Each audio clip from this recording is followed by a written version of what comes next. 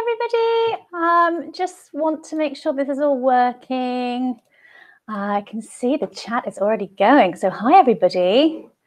There's always a slight delay from this coming on and getting going. So I'll just run it for a few minutes. So I'm so pleased to see so many people here already. All these early birds, fantastic, love it. So I think maybe while we wait for people to join, who have we got? Oh, hi, Narina. How are you? Exciting. Where is everybody? I know you're in Norway, which is fabulous. Hello, Wicked Muse. That's a great name. Fab. Okay, great. Well, oh gosh, lots of people on. That's fantastic. Have you got any internationals? Any Londoners? I hope you've also got your pens and paper and all that stuff as well. So, England, fantastic. Oh, good, some Londoners. That's what I like to see. Okay, right. So, yeah, you'll probably want Scamstan. I'm from San Francisco. How great. Oh my goodness, the time there must be, oh gosh, I can't even work it out. You must be 10 o'clock-ish, is that right? Nice and early. Somebody from India. Oh goodness me, we're all over the place. That's fab. Okay, great. So yes, you'll probably need a pen and paper. I will do the presentation for about 20 minutes to half an hour, and then we'll just take questions at the end. So if you keep a record, keep a note of anything that pops up as I'm going through, that would be great. Fabulous. Gosh, we are an international group. Somebody from France as well. Crikey, this is absolutely brilliant. Okay, great. So I think I might kick off. I've been a bit mean, and normally I'd leave about 5 minutes, but I want to keep on time for this. So let's kick off, I think. So, oh my goodness, Malaysia as well, heavens above. Okay, right, sorry, I'm going to kick off now. I might just minimize all these questions just so that I'm not distracted by all you fabulous people. Right, so yes, thank you so much for coming and welcome to this seminar, which is Producing Ethical Designs with Socially and Environmentally Beneficial Textiles. So who kind of has a good idea of this already? That would be really great to get a kind of gauge of who we're talking to. So does anybody in the ethical design sphere already? Is this completely new? Where are we at? So yeah, and if you're just joining, I'm very excited to take questions, but what I will do is I will wait till the end to take them. And yeah, also, while we're waiting for other people to join, if you would like to tag us in social media, that would be fantastic that you're here. And it's great mainly because I would like to know who's on the call with me, because I've seen so many fantastic new names from all these fabulous places. So yeah, so please do let me know where you're all from. Okay, fab. So what I will do is I will share my screen. Hi, Belinda. Oh, it's so nice to see you. Okay, so what I will do is I'll share this screen and let's go for it. Hopefully that works, but if it doesn't work, please do let me know and I will fix it. Okay, so hopefully you've sort of heard of Offset Warehouse before. So just to tell you a little bit about me and Offset Warehouse, I founded Offset Warehouse about 7 years ago now. And at the time, we were the first textile company in the UK to exclusively produce and sell a range of ethical fabrics. So in this session, we will be covering what the word ethical actually means, the impact of a design. So I really want you to leave this session with the tools to be able to decide for yourself if a fabric is ethical. Then we're going to look at the types of ethical fabrics. So actually give you some examples of responsible fabrics that you could be using. And the future of sustainable fabrics is the last kind of area we're going to look at, because I, again, would like to open your mind a bit to some of the developments that you can keep an eye out for. And also, as you will probably discover, if you're a smaller brand, some of these developments are incredibly exciting and really at the forefront of ethical design. But because they're developing their prototypes, they are really keen to work with smaller brands. So it's also something to keep in mind if you're building a brand or products that maybe would benefit from using something really unusual. This could be a really good starting point for you. Okay, so this still is taken from the documentary China Blue. Just give me a little note in the comments box if you've seen this film before. It was directed by Mika Peled in 2005, so it's a bit older now, and there have been some fantastic new documentaries, you know, like The True Cost, things like that, which have kind of updated this. But I like to refer to this one because this really was the catalyst for my interest in ethical fabrics and fashion production. So the idea is that the documentary follows the journey of a seamstress, who's this girl here called Jasmine, who's 17, and it follows her journey from her rural countryside hometown to working in a factory in China. So she gets this coveted job, which is this factory, which all the young people want, because it will give you the opportunity to send home more money to the rural family. And obviously, as the documentary goes on, you soon see that it's not all it's set out to be. So in your mind, or maybe actually in the comments box, can you think or can you guess how much she would be earning? And this is per hour I'm looking for. So now also imagine that she works 7 days a week.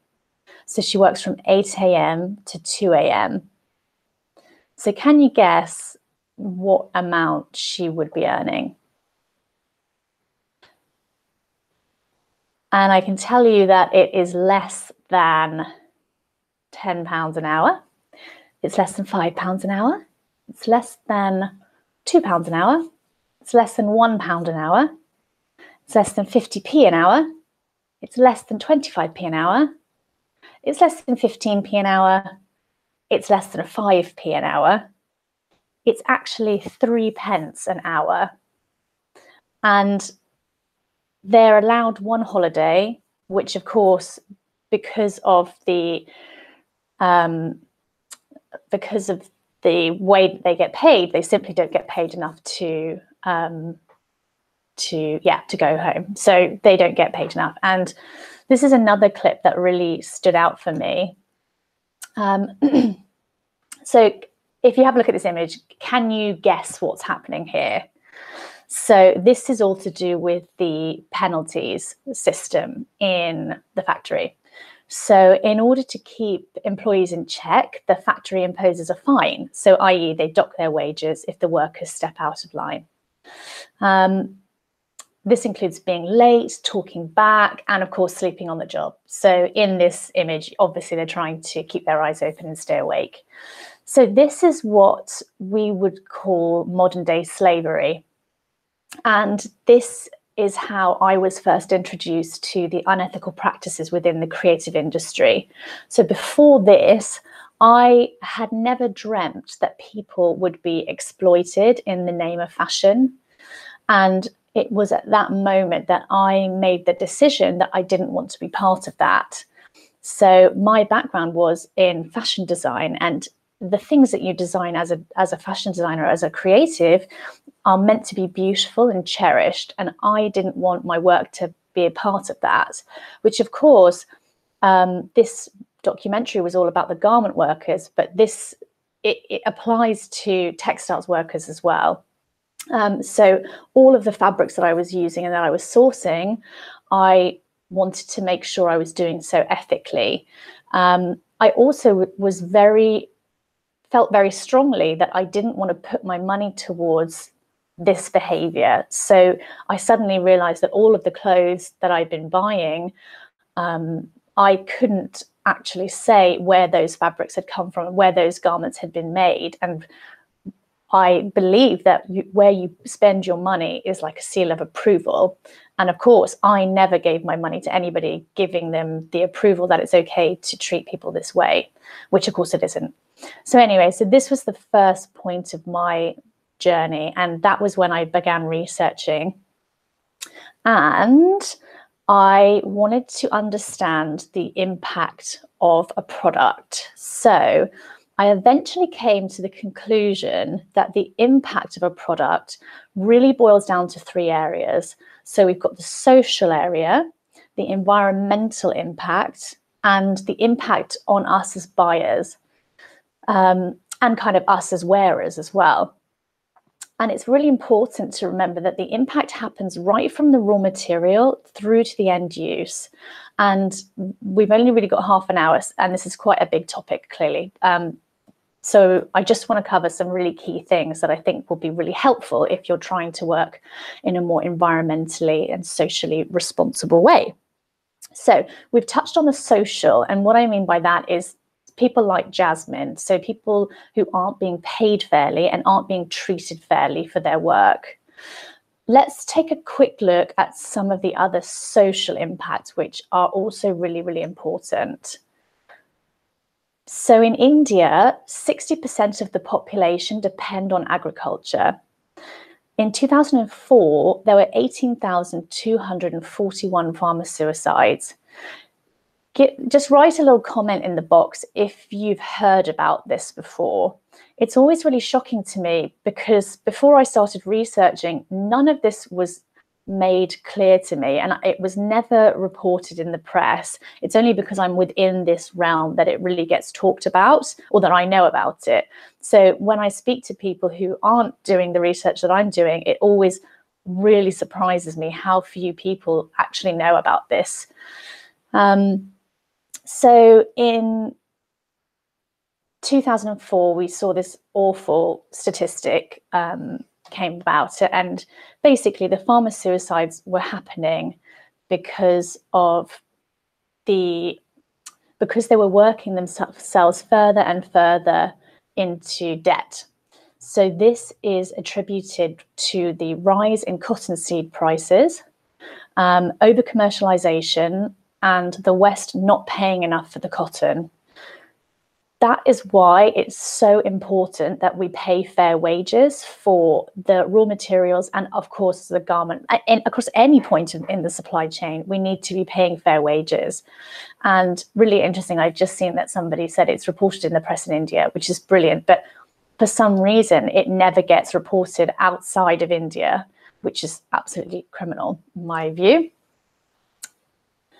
So again, we don't really have time to delve into it, but I really wanted to touch on the issue of child slave labor as well, and just make sure you are choosing cottons and raw materials that are certified fair trade, which includes child labor stipulations.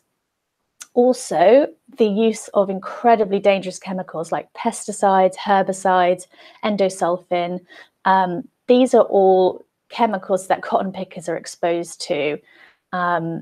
Which is why it's really important to choose organic fibers. And, you know, you can see here, this little girl, she's just picking the cotton with her bare hands. And if that's covered in chemicals, you know, it's doing absolutely awful damage. So now we've covered some of the social impacts of production. I wanted to look at the environmental impact. This is actually a photo of the Earth taken from Apollo 17, which I thought was quite cool. It's got nothing to do with this talk, but I just thought it was a really cool image of the world. So what kind of things are we talking about here when we're talking about the environmental impact of something? So we're talking about things like flushing chemicals into the ocean, what kind of raw materials are being used, and are they being replenished quickly enough? So So it's sustainable. We're also talking about energy use. And we're also talking about things like carbon emissions. So carbon emissions are important. And I think, again, it's one of those funny things that you kind of hear about and you get that they're bad, but sometimes people don't know why they're bad. So carbon emissions is really linked to the global warming effect, which I will talk about in the next slide, actually. So circular design and zero waste, and you can see this is a big landfill site here. So over the last 10 years, clothing has become the fastest growing waste stream in the UK. Landfills are now the largest man-made source of methane gas in the United States and one of the biggest contributors to global warming. Methane is a really powerful greenhouse gas that is 23 times more effective at trapping heat in the atmosphere than any other greenhouse gas, including carbon dioxide. So basically, when we throw things away, as they biodegrade, they emit this gas, which is what is contributing to global warming. So it's really important that we start to consider the circularity of our products and the fabric that you're choosing to make them as well. So what do I mean by circularity? Circularity is, and sort of circular design is when something can be reused or re-brought back into the cycle. So instead of throwing it away, you're diverting it from landfill and you're giving it a new life. So it's got kind of like a circular life to it. And it's also similar to zero waste in that you might have seen, I talk quite a lot about zero waste design. So creating a garment or any product that uses any kind of fabrication that would have been thrown away, trying to incorporate them into the design. Even if they're not being fully used, it's better that they sit within the design than being sort of snipped off and going into landfill where they biodegrade and they emit this sort of gas. So we really need to encourage designers to stop throwing away items. And you need to encourage, if you're creating designs, you need to encourage your customers to not throw away your items as well. So what I love about designers is that we're incredibly creative people. So you're very good at coming up with fantastic solutions to these sorts of problems. So it may be that you have a fabulous bring back scheme. So you bring your items back, your customers can bring their items back to be mended, and so they don't get thrown away. So yeah, there's lots and lots of ways to handle that kind of process. So who can tell me what this picture is of? As one of the planet's worst environmental disasters, we should all really know what this is. So this is the Aral Sea, which sits between Kazakhstan and Uzbekistan. It is formerly one of the 4 largest lakes in the world and has steadily been shrinking since the 1960s after the rivers diverted by Soviet irrigation projects to grow cotton in the desert. It's now just 10% of the original size of the lake. And that's because canals were so poorly built, they allowed water to leak and to evaporate. So up to 75% of the water was going to waste.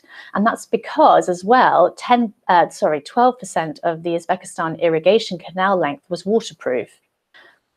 So it was such an irresponsibly managed project that now the land is completely unusable. And these huge plains are just covered with salt and toxic chemicals, toxic dusts, which spreads to the surrounding areas. So people suffer from a lack of fresh water. They suffer from severe health problems, including high rates of certain forms of cancer, tuberculosis, lung disease. And of course, what was once a really thriving fishing village is now just an area of unemployment and economic hardship. And this is an example of irresponsible production. It's also a really good indicator of just how much water cotton production needs. And the UN released a statement that in 2030, if things don't change, clean water will no longer be reachable for half the world's population. So to simply be using and creating fabrics and products using fibers that are so water heavy, and to then double that by choosing to grow them in such an irresponsible way, it has just got to stop. And we need to start opting for fibers that don't require this kind of energy or water usage, and working with reputable sources who can take care of the land responsibly.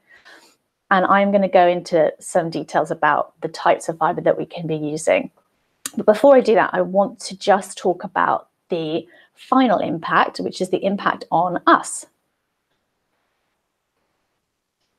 So did you know that between 75 to 80% of a clothing's life cycle impact comes from the washing and the drying? And 25% of the carbon footprint of clothes comes from its care. This is, again, why, as a designer, if you are selling clothing or garments to customers, you really want to be encouraging them to care for clothing in a responsible way, and also your own clothing as well, of course. So as a designer, you can choose fabrics that don't require so much washing or dry cleaning, and there are some really clever options. So denim's a really fantastic example of a fabric. The way that indigo dye works, it tends to just sit on top of the fiber of a fabric. So when the wearer moves, so basically it never penetrates the core of it. So when a wearer moves, the indigo color moves, which is when you get that beautiful pattern in the creases of your denim, which is completely unique to the wearer. And this is a desirable quality in denim. There's lots of studies about raw denim. So you can choose fabrics that are enhanced by less washing and drying. And if you can educate your customers on this, that's even better. But it's not just the environmental impact that we need to understand. It's also the impact on us as wearers. So does anyone recognize this report? Oh, I've sort of cut the top off it a bit. Who knows what the largest organ of the human body is? It is the skin. So all of you who did biology GCSEs will have got that one, I think. So in 2012, Greenpeace released this report, Toxic Threads, the Big Fashion Stitch Up. To summarize, brands that were tested included Armani. Oh, sorry, I missed out. I missed out the main point, where they basically took different garments from the high street brands. So high street brands that we all know, they took around 100 garments and tested them. So tested them for the chemicals that they would find in them. The brands that they were testing included people like Armani and Levi's and Zara. So yeah, all high street brands that you would recognize. And the findings were, as you can imagine, quite shocking. So NPEs were found in 63% of all of the items tested. This NPE is extremely toxic to fish and wildlife, but also causes skin and eye irritation, and is found to threaten the health of developing fetus and young children. And that was found in products from C&A, Mango, Levi's, Calvin Klein, Zara, and M&S, just to name a couple. They also detected phthalates in 31 of the plastisol printed fabrics. This is linked to things like asthma, attention deficit hyperactivity disorder, breast cancer, obesity, type 2 diabetes, low IQ, neurodevelopmental issues, behavioral issues, autism spectrum disorders, male fertility issues. I mean, it just goes on and on and on. So very high concentrations of this was found in 4 of the samples manufactured for Tommy Hilfiger, Armani, and Victoria's Secret. And I mean, to find them in anything is bad, but to find them in something like Victoria's Secret, you know, where you're putting these garments next to really sensitive areas, it's just absolutely shocking. And two products manufactured for the fast fashion brand Zara contained azo dyes, which are basically dyes that release cancer-causing amines, and they also cause things like migraines, depression, and they've also found possible links with schizophrenia as well. So the levels of those were within regulatory limits, but any detection of something that could cause all of these problems is clearly unacceptable in clothing, items worn by people around the world. So, but it's amazing. Again, you know, I hadn't heard of this report until I started researching. So the word just doesn't get out there. And again, why it's so important to opt for fabrics that are certified organic. So organic fabrics don't use these dangerous chemicals, and also to work with fabrics that don't need as much chemical treatment. So now we understand the criteria to look for when you're choosing a fabric. Where do we start with choosing a fabric with the least impact? So I spent, the last 10 years searching the globe for the least impactful products and bringing them back to the UK, and so that designers can access smaller quantities. So this is a picture of a hand weaving community we work with in Thailand. And through my company, Offset Warehouse, we're looking for producers who are paid fair wages and work without harming their environment or using harmful chemicals. So that's the kind of criteria that you want to be looking for. And of course, we exist to help make designers' jobs a little easier, because I know when I started out, it was an absolute nightmare trying to get hold of these fabrics. So the types of fabrics that you want to be looking for are, you might want to take a picture of this actually, or write down really quickly. What have we got? Certified organic. So my kind of go-to for accreditors is GOTS, which is the Global Organic Textile Standard, or the Organic Content Standard certification. So any fabric with that, you'll know doesn't have all those nasties in it. You can also try non-certified organic fabrics. So that's something that we do. So we work with quite a lot of producers who are really small and they can't afford the certifications. So of course we do a lot of thorough checks with the people that we work with. So it might be a case that you need to know your producers very well to be able to feel comfortable in using those sorts of fabrics. But since the rise in ethical fabrics and ethical fashion, and also people learning and understanding more about what it all means, I've actually had a few designers who will only work with our non-certified organic range because they want to be able to support the producers, which I think is pretty fab. We also have fair trade fabrics. So again, the certifiers I would look out for would be the World Fair Trade Organization. Made By is a great one, or the Ethical Trading Initiative.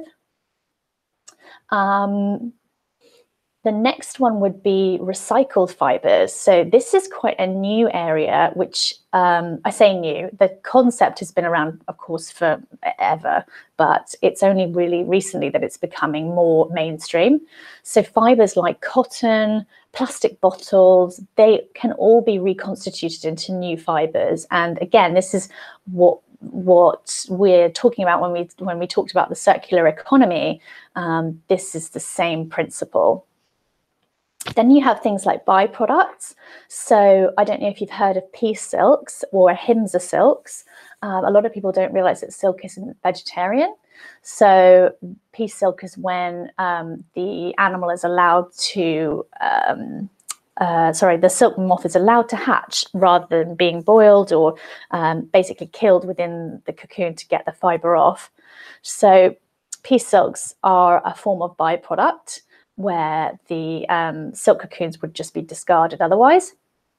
Then we've got things like leathers. So you have to be a little bit careful with leathers in terms of, you know, making sure that you're sourcing them from a reputable place that do actually use the meat as a food source. And of course, wool as well. In the members club, we did the most beautiful conversation with Sue Blacker, who runs Blacker Yarn, sorry. And she spoke about all of the fabulous different types of wools that they have. And she even sort of talked about the sheep that were good for socks. You know, which breed of sheep is good for a sock, which made me laugh. So that's one to catch up on if you're a member. What else have we got? So we've got reclaimed fabrics. So these are textiles that are not incinerated or sent to landfill. Yeah, so actually a lot of businesses have started to work on this model. So if you can get a fabric that is headed for landfill, so a lot of big fashion houses will just throw away their fabrics, that's one step to solving our global warming issue, which is fantastic. When I say sustainable, we're really talking about avoiding fibers like cotton. So opting for linen, flax, hemp, anything fast growing. Nettles are a really fantastic one. And also a lot of them don't need the use of pesticides to grow. And they also don't need replanting as a fiber, which is absolutely brilliant. It's also worth noting, again, we were speaking to, if you're a member, you should definitely watch the Colour Grown Cotton video, because we speak to Santi, who is the CEO of the Colour Grown Cotton brand, and he talks about how they farm their cotton and they work in a way where they don't have to, they use only water from rain to harvest their crops, things like that. So please do catch that. What else? Next one is cooperative. So obviously anybody who, so the workers that own part of the business, which is a really beautiful way to ensure that you're protecting your workers and also give them a sense of ownership. Naturally dyed textiles. So I would be careful or just be aware of the mordants that are being used and the waste effluent. So what's happening with the chemicals after you've used them, as they can obviously be very environmentally damaging. But generally, today, natural dyers are incredibly eco-conscious and aware. So I would just do some research on that before you go ahead with that. And then finally, azo-free dyeing. So as we mentioned in the report that we saw, you want to be using azo-free dyes at all costs anyway. So finally, we want to talk about the future of sustainable fabrics. So for the last few minutes, I just wanted to open your mind to some of the developments just to keep an eye out for. And also I get really excited when I talk about these as well. So obviously, we've got Pinyatex, and if you are in the sustainable fashion area, you will know what this is. So Pinyatex is a natural, sustainably sourced, cruelty-free material made from pineapple leaves. The leaves are the byproduct of existing agriculture, and their use creates additional income stream for farming communities, which is brilliant. So Carmen, who founded the brand, originally was a leather goods expert. So she was consulting on the Philippines leather export industry, and that was in the 1990s, and was so shocked at the environmental impact of mass leather production and chemical tanning. She realized it just wasn't a healthy material, and she knew that PVC alternatives were just no better, basically. So inspired by the abundance of natural resources, including the use of plant fibers in traditional weaving in the Philippines, Carmen created a new non-woven fabric that could be commercially produced, which has a positive social and economic impact with low environmental impact. And she's actually just a fantastic, she's a bit of a hero of mine, actually, of kind of women who can start a business, you know, when they're in their 60s. And I just absolutely think she's just an absolute hero. So next one. Frumat. Hans Path is the CEO of Frumat, and he developed the idea when he was looking into recycling of industrial waste from food processing. he wanted to find an outlet for the tons of waste thrown out by the fruit juice and compote industry, which is just, again, another way to divert things from heading to landfill. Is fantastic and fine by me. And in a similar vein, we've got orange fiber. So in Italy, every year, more than 700,000 tons of citrus waste are produced. And until the brand Orange Fiber, no one had developed a viable alternative to dispose of them. So orange fiber is now a patented material, and it's made from citrus juice byproducts, which is pretty cool. Sofila has developed a new commercially available range of high-performance nylon yarns, which are produced using biopolymers derived from the castor oil plant. So again, this is an exciting one for me. It may not look that exciting, but anything that is moving away from synthetic yarns made out of non-renewable resources is absolutely fantastic.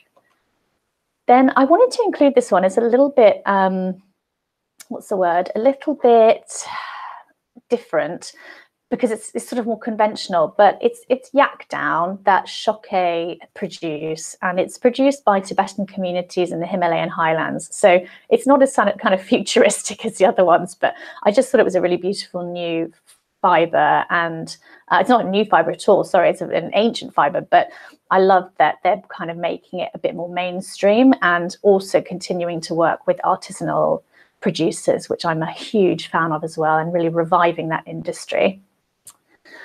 Then we've also got Escafe, who have created an eco-friendly and sustainable yarn made from recycled coffee grounds. So again, if you know Offset Warehouse, you probably would have seen it come into the shop a few weeks ago, which is very exciting. And then we've also got recovered plastics. So again, what we were talking about by diverting the waste, anything in that way is fantastic. So we've got Bionic Yarn, which is yarn made from plastics recovered from marine and coastal environments. Firatex are based in Greece, and they are using Sequal, which is Sequual, and made from marine plastics. And Creative Tech have also Krill, which is basically recycled plastic bottles mixed with post-consumer oyster shells, which is pretty fab as well. And then finally, I wanted to talk about nanotechnology, which is slightly different, but digital printing has been around for decades now, just to print simple colorants onto textiles. We were incredibly, this is a bit of if you get all the members now, you're getting a sneak preview into what's coming out in March. But we were incredibly honored to be able to interview Felice Teresi, who is a lecturer in graphene technology at Cambridge University and a fellow there. And he has successfully demonstrated for the very first time that it is possible to print the entire electronic integrated circuits onto a textile, which is absolutely massive. So in very, very layman's terms, he has figured out how to print a computer onto a fabric so it stretches and it's washable. So one day clothes can incorporate these more textile-based electronics, such as displays or sensors, and really become interactive. So it's hugely exciting from a kind of use perspective, and being more clever and creative with how we use our clothing, and hopefully encouraging us to keep them for longer, not throw them away. So really, if I can leave you with one thing to take away from this, it is to always do the right thing, even when the right thing is the hard thing. So I know firsthand how challenging it can be, because I have been there trying to create a collection ethically, and sometimes you just feel like it is not possible. And it can be incredibly challenging. But as long as you're making changes and you're aware of it in some capacity, however small, towards reducing your impact, it is a step in the right direction. I absolutely promise you that. And Finally, so I mentioned it a couple of times. So if you're building a business and would like some support and practical strategies to grow and develop your business in a socially responsible and ethical way, you will love the Members Club. And we are always excited to find like-minded designers who are interested in working socially and responsibly, ethically. And the Members Club brings together resources, including masterclasses, interviews with entrepreneurs, technical tutorials, live Q&As, events, and a private community. So if you would like to know more, you can visit that link, or I will drop that link into the box as well. Yeah, and I'd be, as I said, would be very, very delighted if you would connect with us on social media as well. So now I think we have time for some questions. So I hope that was informative. And now I'm going to go back onto the chat box and just check out what's happening. So let me... Oh.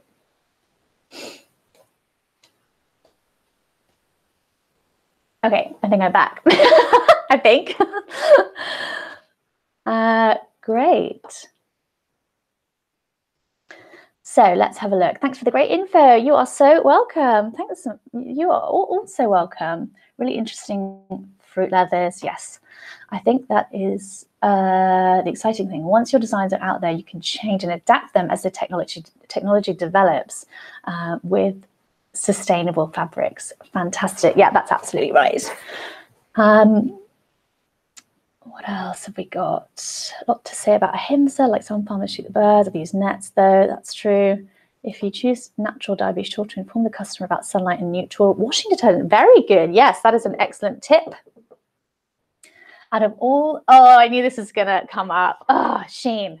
Out of all of the sustainable alternative fabrics, which ones are your faves and which ones are popular to designers, buyers? Oh, good question. So popular at the moment is definitely recycled. So I always, this sounds awful, but I always feel like consumers are always one step behind. So where right now, I think we're hearing a lot about recycled polyester.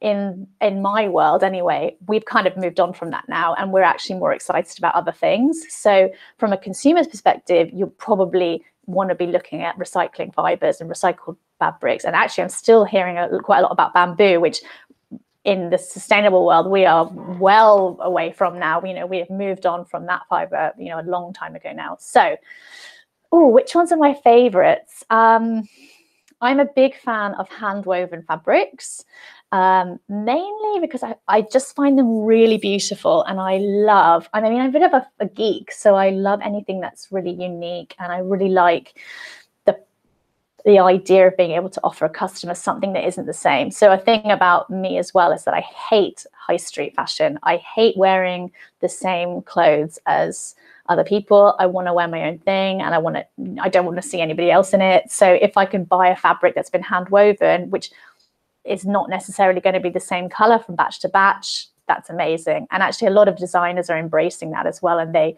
actually get a bit annoyed when we deliver rolls of fabrics and they're all the same. so I thought there was going to be some inconsistency in the color, which is quite funny. So yeah, so I really love that. And also it being hand woven is that it's what's the word? It's less, there's no energy to create it, which I think is really, really beautiful. And actually the picture that I showed in Thailand, they're dyeing the fibers literally in buckets. So yeah, it's really, really good. Okay, sorry, I'm now talking on and on and on. Oh yeah, so in terms of other fabrics that I really like as well, probably things like that, things that are using stuff that we have a lot of and we're just throwing it away. Anything that reclaims it, I'm a massive fan of. So I really like the orange fiber as a new fabric anyway. And I'm also a big fan of things like hemp, nettles. And I think when kind of ethical fashion first started coming out, those types of fibers really gave us a bad name, but now they're so beautiful, and they've really, you know, fabric manufacturers have really upped their game when it comes to what we can do with them. And so they look more fashion forward as well. What else have we got? So, oh, Eleanor, you're so welcome. Vicky, hi Charlie, thanks for the info. Really interesting about the new fibers. Are they available for brands to buy, or are they still in development? That is such a great question. So the problem with, things like Penitex, I think I must have got, when they first came out, an email asking me if we had it like every day. So I am very close with the team at Penitex, and they really nailed their marketing, but it was kind of their downfall, because now everybody wants it, and they've now made the deals with the big boys. So they are still so tiny in their production, and they're still working it out and developing it and coming out with new products, which are absolutely beautiful. But they are so big now, they've only got a certain run of fabric. So as a business, they want to be working with the big Nikes of the world, the big Posus of the world, people like that. So they are still trying to work on getting smaller quantities to the kind of people who only want 1 or 2 meters. But we are first in line. So I'm hounding them every day. When that happens, it will be in the Offset Warehouse shop, and you can get it from us, which is exciting. What else? Oh yeah, other fibers.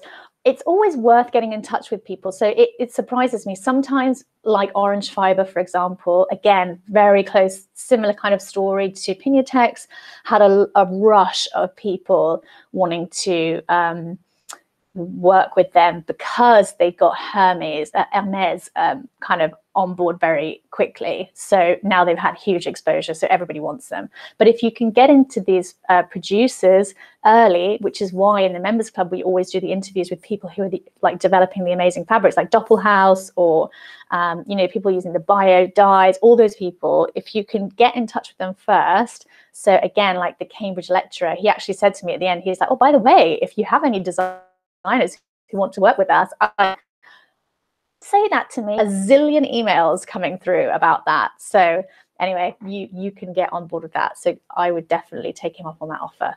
So if you can find something before it hits the mainstream, go for it, and they would probably be perfect for you.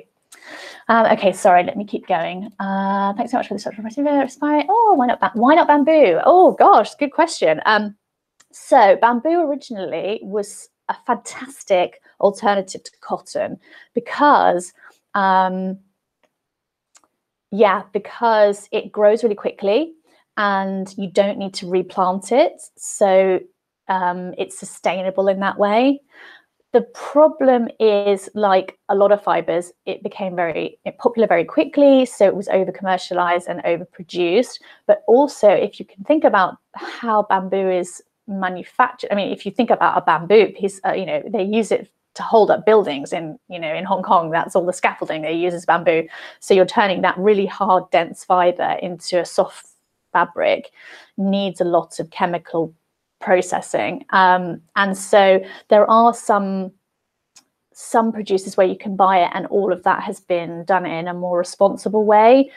But generally, I think we've kind of moved on from that as a fiber, because actually all the benefits of it, so the fact that it's fast growing, things like that, we can get in other fibers. So we can get that in nettle, in hemp, in linen, in soy, in flax, all of those beautiful fibers. You can kind of get that without needing to really break it down like using a machete and a hammer kind of thing. Oh, Belinda. Oh my gosh, hang on a minute. Oh my goodness, there's so many more questions. Sorry, I will definitely go through these a bit quicker. Any tips on how to get in touch with people such as Penitex? Oh, Belinda, I know, it's such a pain. You know what? I don't want to tell you to give up, because you shouldn't. But what I might suggest is to move on and see if you can get hold of somebody else. So, a really good tip actually is if you can find another designer, maybe a small designer who is using that product. Because, so the other day, this is kind of a funny story, I went to this tiny little, it was like a church hall, and there was somebody there who was making Penitex like wallets. And I was like, how on earth did you get this? It's like gold dust. I said to her, I was like, you could sell this. You could sell this fabric and you'd make a bomb. And she was like, oh no, I got in there before anyone else did. So what I was saying before to Vicky about getting there first before everybody else finds out about them is a really good tactic. But if you can come across somebody who maybe has used that fabric before and get in touch with them. And sometimes they might have had to have bought in a lot to hit a minimum order quantity. And as a small designer, you might not want to hang on to it, or you might think, actually, that's a great opportunity just to sell it again. So I would definitely see if you can find somebody else who's already bought it, who would be willing to share it with you. And also moving forward as brands, if you can pair with another brand, it is such a great strategy for buying in bulk. You know, I used to try and connect designers together, but it was just too complicated, so that you could all share minimum orders. It's a really good tactic and good kind of business strategy for designers. What else? Also, maybe try and see somebody face to face.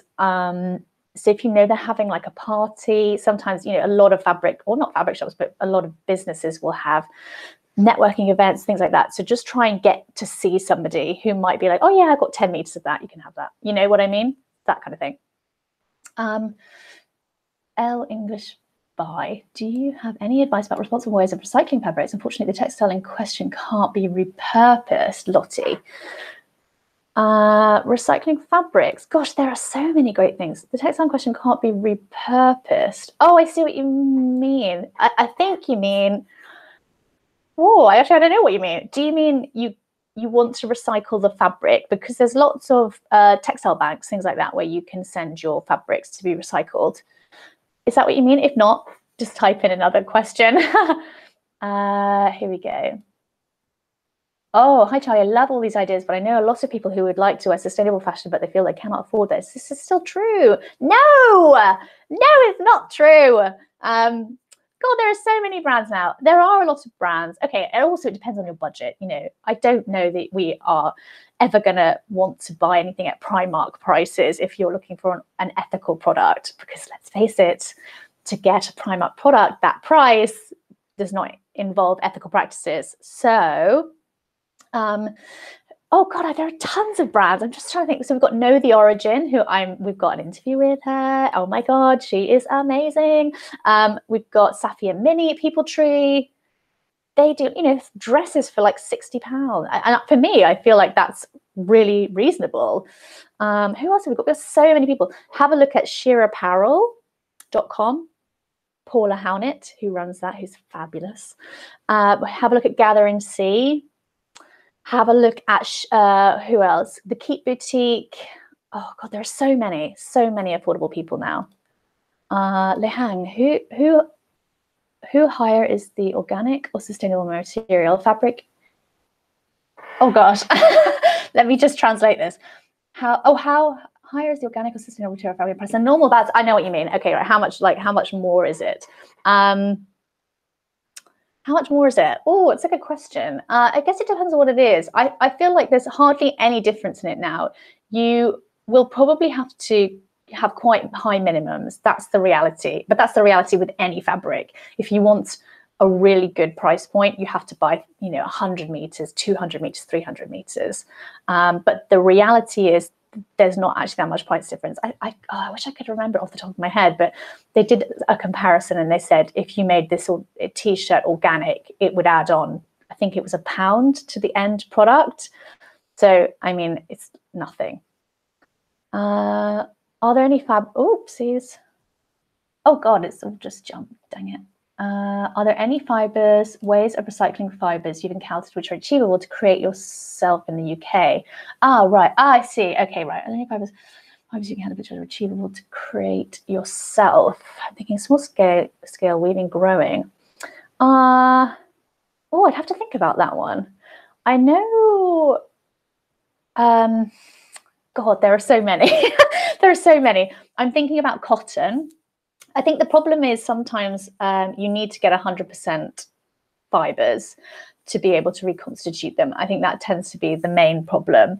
But yeah, it's completely feasible. And actually, if you get in touch with me, I might have a great contact for you who's doing things with recycled fibers, which is exciting.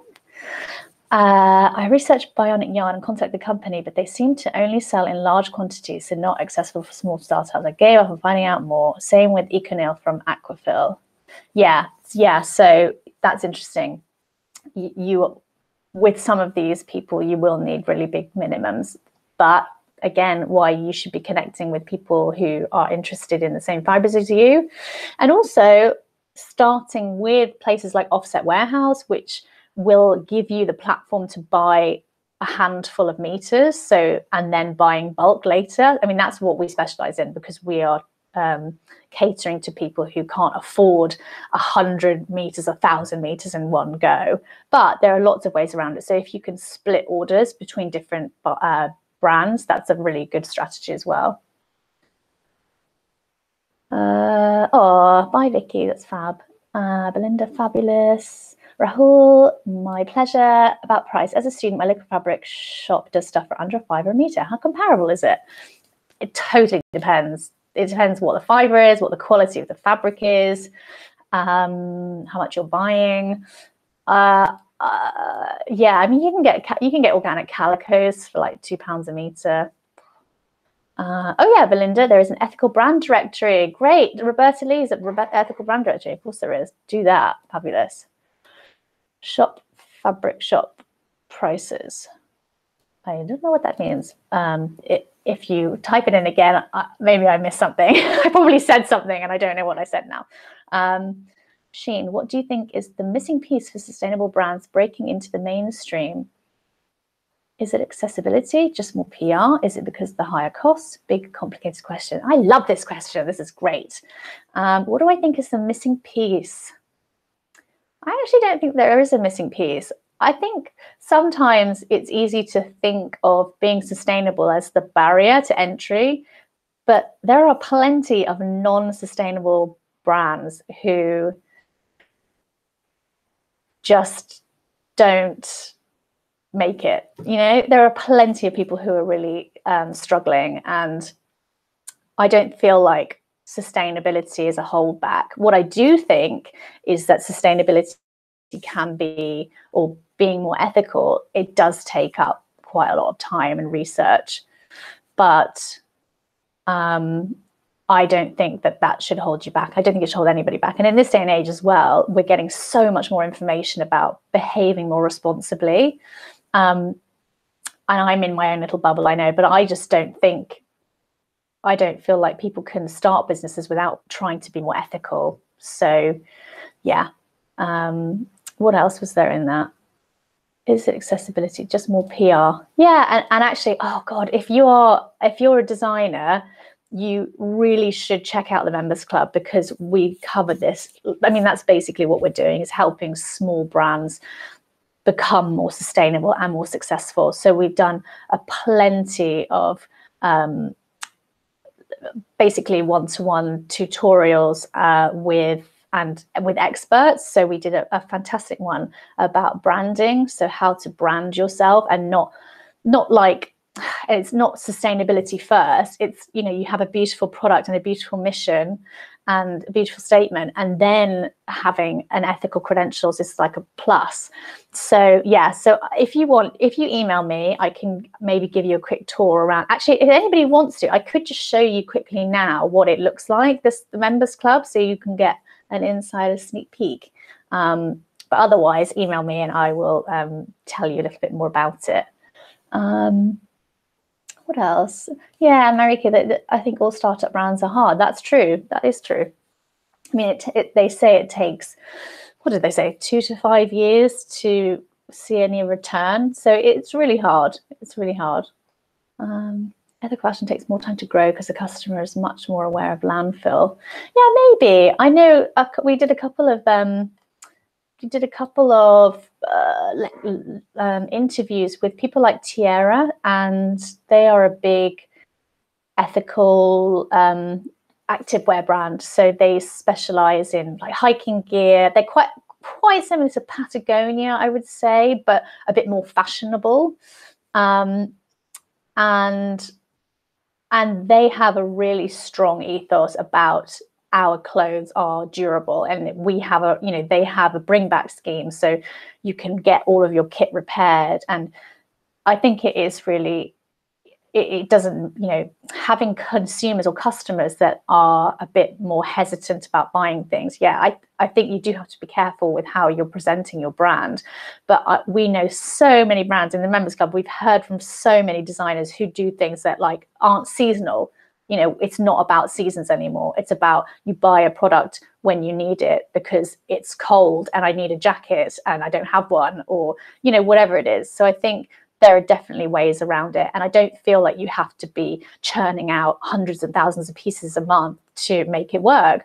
And we had a really beautiful talk with, oh God, what's her name? Julie Berube, who founded Field of Ponies. And she was talking just about that. So she started her journey in, launched this amazing career, had London Fashion Week, Paris Fashion Week, had all of these collections every year. And I think she said she did it for about 7 years and just got to the point where she was like, this is madness. So she just scrapped it all, went back to the beginning and started Field of Ponies, which she just loves. And it's just her on her own. So she doesn't have this huge team. She's cut back all of her expenses. So she makes enough money that she wants to kind of do her own thing and be fabulous, but she doesn't work in a way that means she's contributing to this fast turnover, fast paced kind of life. So yeah, we talk about that a lot in the Members Club, actually, about building a business around your values and your ethos and making sure you're happy with the business that you're building. Because at the end of the day, that's why we're all building businesses, is so we are working in a way that we love. Yeah, so I don't know if there's any more questions. I think maybe we've hit the time limit, which is perfect timing. So if anybody does have any more questions, I would be delighted to talk to you. So just email me. I'm going to be doing this talk again at Pure London tomorrow. I don't know if anybody's coming, which would be great. So you can listen to it twice, or you can hang around, and I'll be on this panel discussion at 3-ish. I am terrible with times, and I keep forgetting what time all these talks are on. I think it's 3:30 till 4.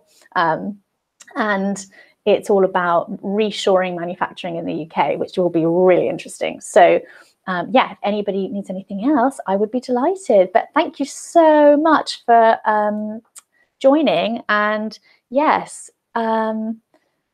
actually, what I think no, I won't. I was going to say, I'll just show you quickly around the Members Club, but it's 7 o'clock and I feel like we need to go. So, Belinda, that's so lovely. Definitely join.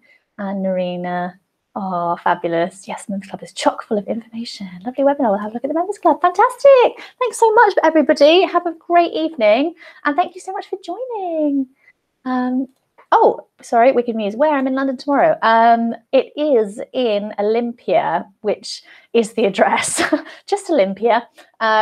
Yeah, so it's in that big trade show place and you can't miss it. There are signs saying Pure London everywhere. And if you Google Pure London, it will come up. So, and actually there's some great speakers as well. So have a look at the speakers, I don't know what they call it, seminar program, and they've got some really interesting topics. Actually, a lot on sustainability as well, which is really interesting. They don't normally cover it that much. So very good. Anyway, thank you so much. Speak to you soon, Belinda. Thank you so much. Bye, everybody. Bye.